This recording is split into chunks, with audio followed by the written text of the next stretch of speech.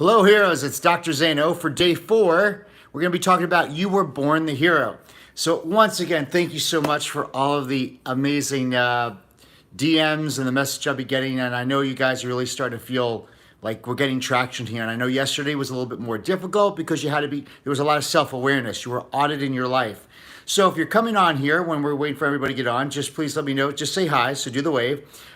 Please say where you're from. We always like to see, we have people from all over the world watching these lives. And listen, if you find any value whatsoever, the greatest gift or thank you give back is to share, to like, or to tag someone at whatever, a friend, a family member, someone that you know, listen, this is absolutely something they need to hear, and get them all on the journey as well. So we're going to get started today. If you haven't, after this, don't do it now during the live, but day 4, the video was posted. So again, the videos will be posted at 11 a.m. Central, boom, across the board. So Facebook, YouTube, and Instagram, you will get, that's when we go live with the video today. And you'll notice the video is about 2 minutes, 30 seconds to 10 minutes, and they're very, very powerful and enjoyable. And they really get an amazing message across. Share them, please. They're great. They're for you.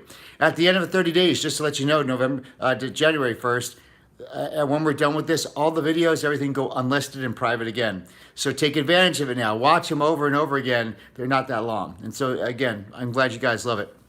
So today, we're going to talk about You Were Born the Hero. And this is one of my favorite ones ever.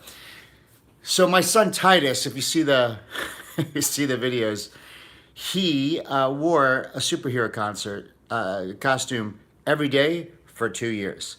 Enough so where I got letters from the teachers saying, listen, this is what I lived in, when I lived in Utah. They're there now. They said, it's getting too cold in Utah. He can't be wearing these little $12 costumes.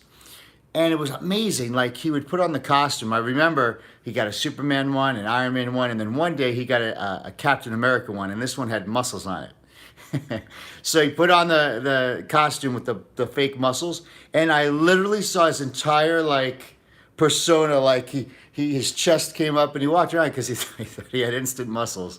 And I saw he loved it. He had the imagination of it. He wore it for 2 years and I don't want to discourage from that, and you'll see why.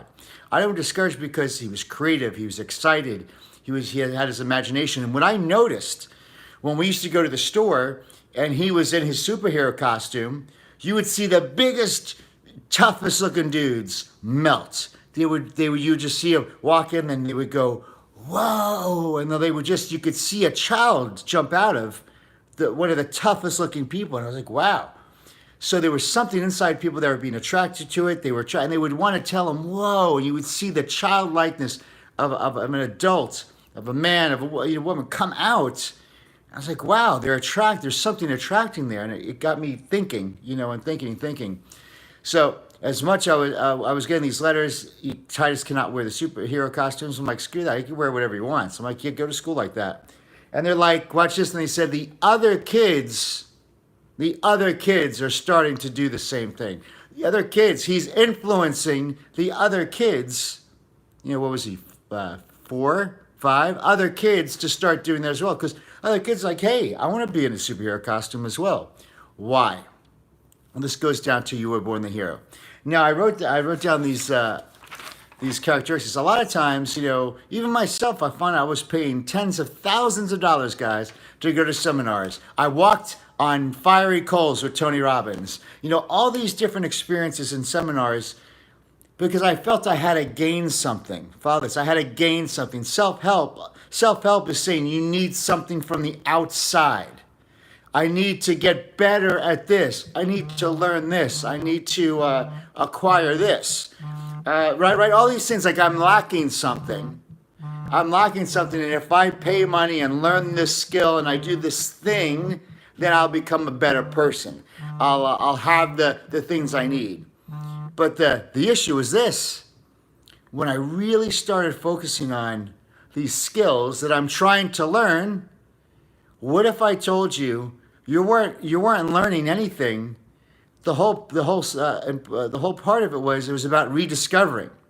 So if you have kids, and I noticed this in my kids, if you have kids or nieces or nephews, these are all the characteristics they have. And the video kind of goes over, but I'll go over it again.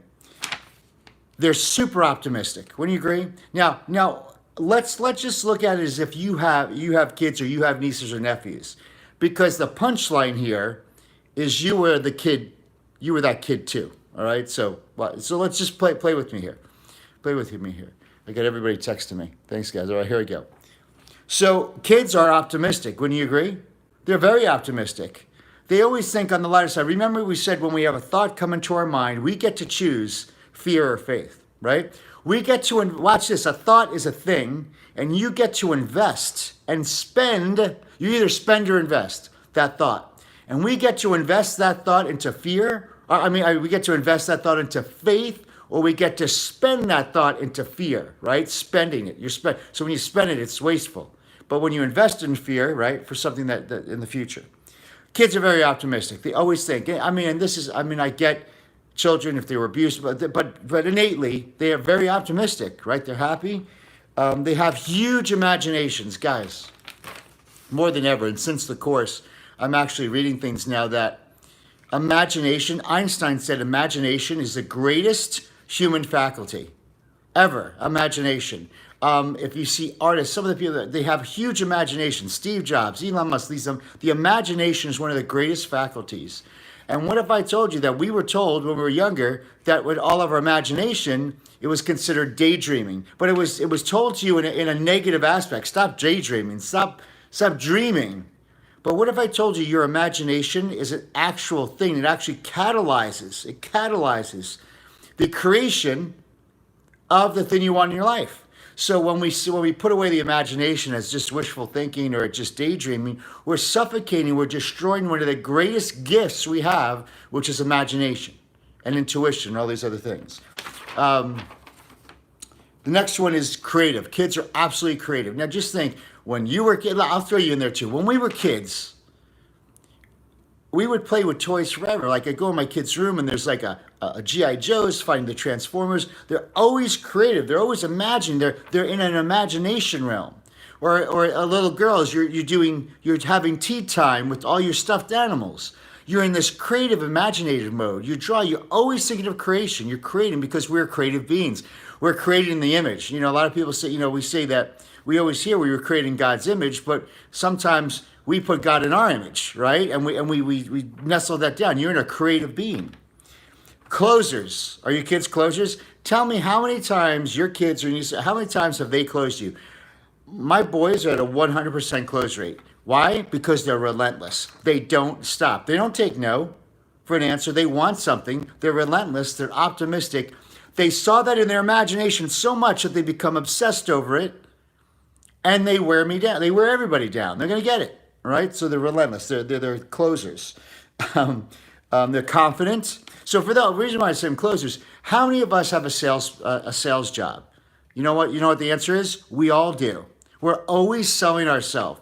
You're selling yourself to people. I'm selling myself to you right now. We're selling ourselves to our spouse or significant other. We're always selling ourselves.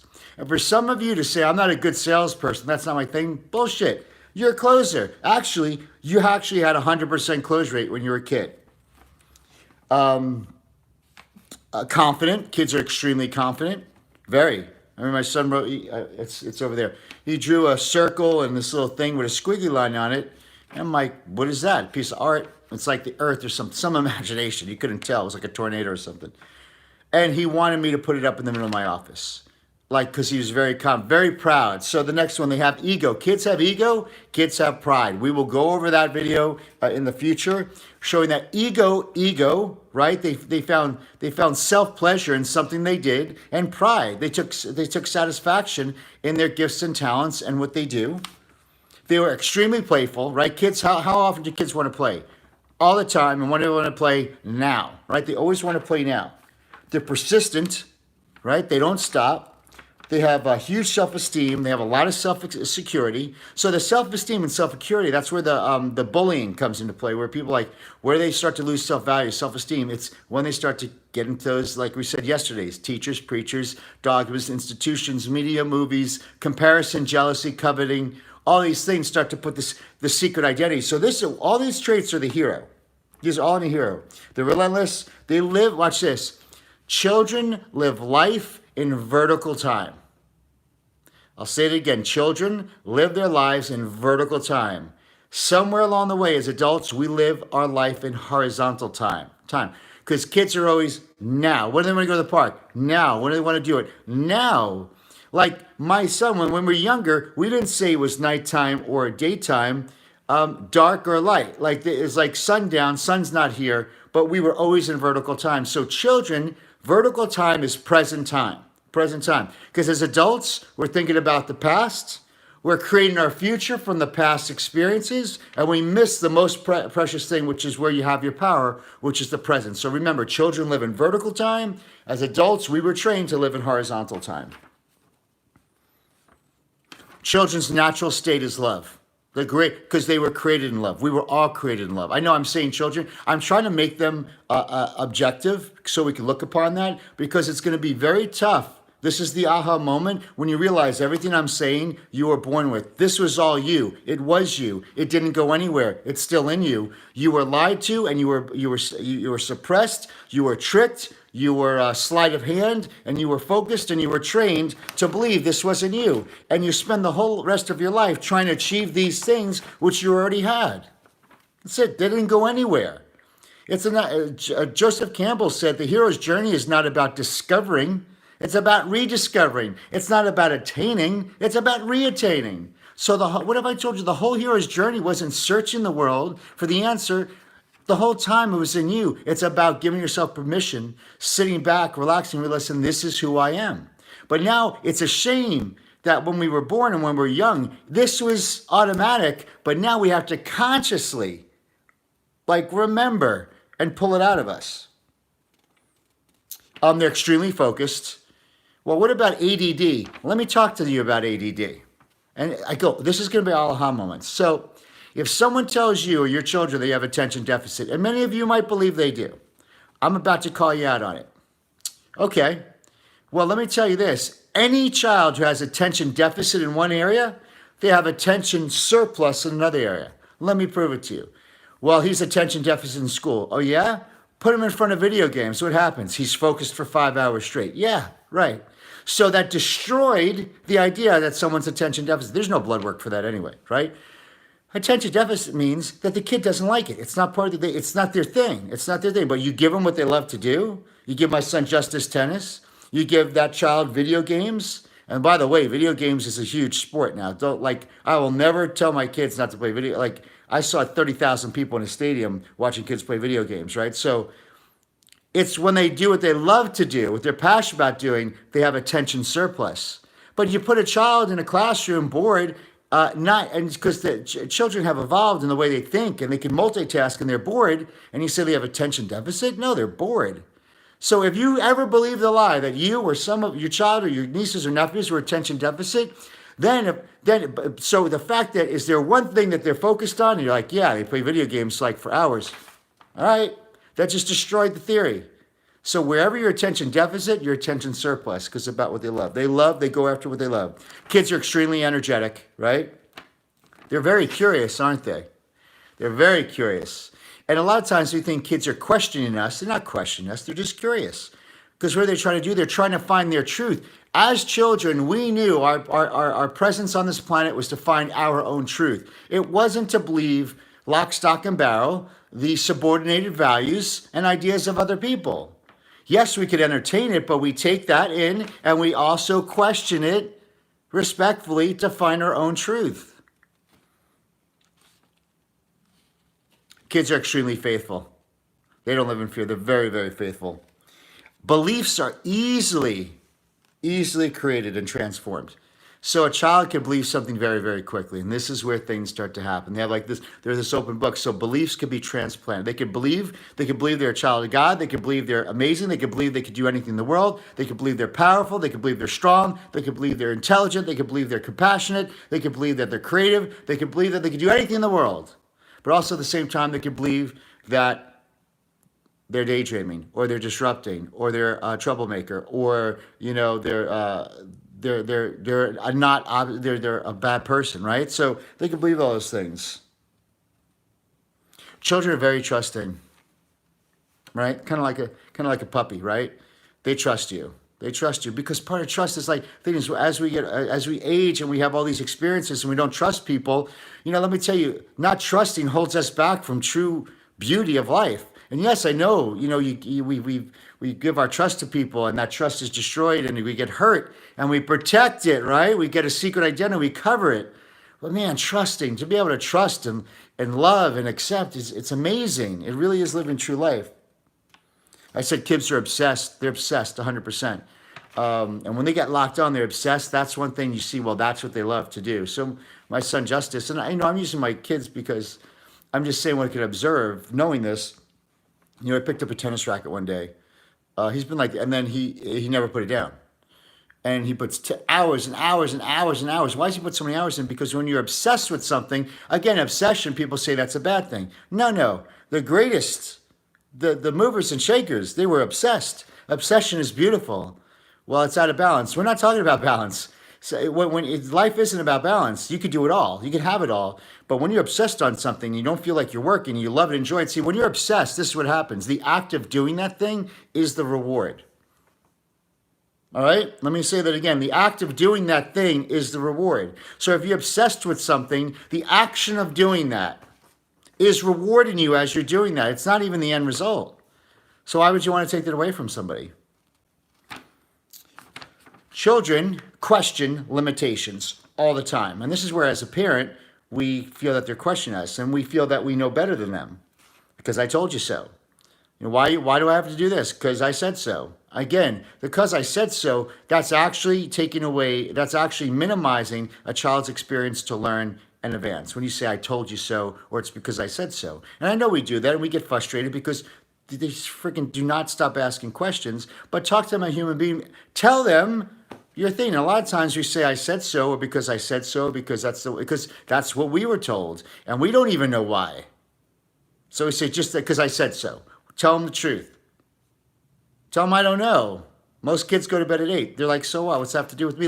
Like they're asking questions. They're trying to find their truth. And we get so damn frustrated with them. But the reason why we get frustrated with the kids, this is what happens. When we get frustrated, it's because the children are exposing to us that we really lost who we were. And because we're being reminded, number one, of what we used to have subconsciously. And two, when they ask us questions, and it's exposing that we really don't know where we got that truth from. And here we tell them, well, just listen to me. It's because I said so. So children help remind us of who we were, guys. This is the thing. That's where, I realize, we're here to, kids come through us, right? And so we realize, a lot of times, they're teaching us it the same way. Children, they always embrace the unknown. Boom, right? So as we become adults, we like certainty, right? We like certainty. That's why we don't like to move forward. We're talking about taking the leap. The reason why we don't take a leap, why? Because we're certain of what we have now. Even if it's dysfunctional, even if it's not ultimate, even if we don't like it, but it's okay. It's certain. We know. I know tomorrow I wake up, I go here, I do this, I do that, I get a check, I do this, but boom, certain.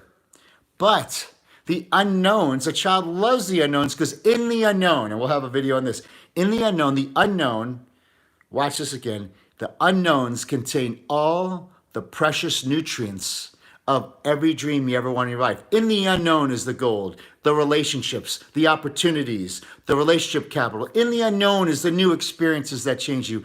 In the unknown is where the gold's at. In the unknown is where your creator's at. It's the unknowns that you step forth and you don't even know what's going to happen, but that becomes the journey. And in the unknown is where the how comes about. But because we're so like being certain and knowing and playing Groundhog's Day, at least we could kind of count on it, but it's unfulfilling. But in the unknown, when you step out, I could look back, and Steve Jobs said it best, you cannot connect the dots looking forward. You only can connect the dots looking backwards. The sun's giving me like a gray. It looks good. So you only connect the dots looking backwards. So take the risk. Go out for it. You're like, I don't know what to expect. I know. How am I going to do it? I know. I don't know how you're going to do it either. But if you have a desire and this is it and you're feeling called, you freaking go. And then the how is the reward along the journey. It's who you become along the journey. It's the person that's fulfilling. It's taking the childlike approach. So this whole video is like becoming childlike again, because the childlike person is the hero. And guess what? The number one question all the kids ask, write it out. If you like it, hands up, wave at me. Write down right now or right in there. What is the number one question all kids ask? Why? Why? Why? Why? And they'll say why 100 times. And the reason why they say it is because children are seekers of truth. That's what they are. And I wish we would ask why a little bit more as well. If you asked why during this damn pandemic enough, you'd have a lot, you would either have no answers because they don't have the right answers, or B, you would have a greater understanding. So why is the ultimate question for understanding. Why and what? What and why? What is it? This is what I want. This is what I desire. And why? Because of this. And when, so again, we get frustrated sometimes. They ask why? But I'm asking you, don't get frustrated. They're just looking for their truth. They're creatures that we're born in truth. So all those qualities here that I mentioned, they never read a book on it. I got these freaking books all over the place. All these books here that I'm reading are to get me back to childlike again. They never went to a personal power seminar. They didn't walk on hot fiery coals. They didn't, put swords of fire down their like none of it. It was innately, you were born that way. It was innately given to you. And what happened? You didn't lose it. It didn't disappear. It got suppressed. And your secret identity your secret identity covers all of that. So when you take off the secret identity, you're basically entering into all the faculties of beauty that you had that was there the whole entire time. Look at children, see what they are. They're not childish. Again, we're told that's childish, you're daydreaming, and we laugh at it. That they contain, and you contain, and they contain all the keys to the kingdom. Once you realize it again. This is the big aha video. Like, shit, I had this the entire time. Yeah, you did. Yeah, you did. What if I told you that? Everything you need. Remember, we're the problem, we're the solution. It's all been there the whole entire time. And through teachers and preachers and dogmas and religion, society and belief systems and social heredity, all the stuff that were passed down and molded into our head, twisted, molded, believed, shut down, locked. Don't speak out. Don't do this. Don't be crazy. Boom, boom, boom, boom. Put your hero in a cage and you put on a secret identity, right, to fit in. And you forgot. You forgot. How could I forget? That's how easy it is to forget. It's been subtle. That's where it is.